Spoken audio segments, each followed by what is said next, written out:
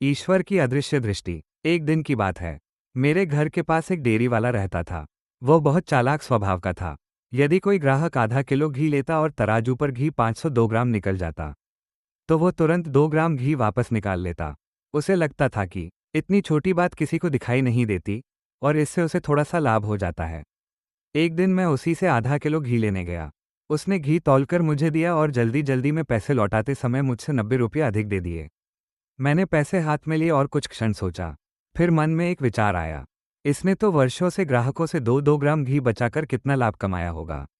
आज इसका थोड़ा सा हिसाब बराबर हो गया। ये सोचकर मैं अतिरिक्त पैसे लेकर घर चला आया। घर पहुंचकर मैंने घी अपनी पत्नी को दे दिया, लेकिन पैसे वाली बात नहीं बताई। जैसे ही उसने घी डिब्बे में डालने के लिए कटोरा पलटा, अचानक हाथ फिसल गया और लगभग आधा घी रसोई की सिंक में गिर गया। उस क्षण मेरे मन में एक कहावत कौंध दी, चोरी का माल मोरी में। मैं चुप हो गया, पर भीतर कहीं एक अजीब सी ग्लानि महसूस होने लगी।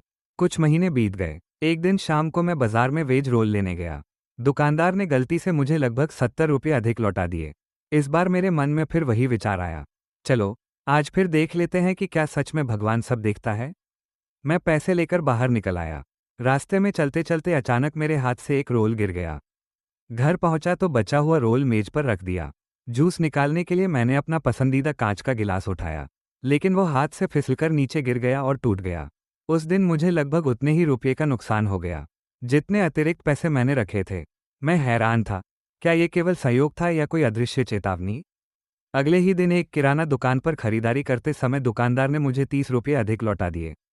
इस बार मैंने अपनी पत्नी से पूछा, क्या कहती हो, एक बार फिर आजमाएं।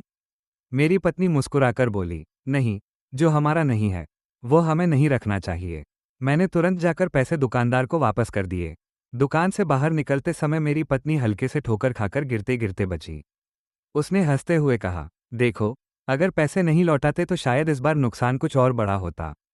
उस दिन मुझे एक गहरी सीख मिली। ईश्वर हमें हर क्षण देख रहा है। वह हमें सीधे दंड नहीं देता, लेकिन हमारे विवेक को बार बार जगाने की कोशिश करता है। गलत कार्य करने से पहले भी और बाद में भी वह संकेत देता है। इसलिए जीवन का सरल नियम यही है, ईमानदारी से जियो, संतोष में रहो और याद रखो कि ईश्वर की अदृश्य दृष्टि हर समय हमारे साथ है।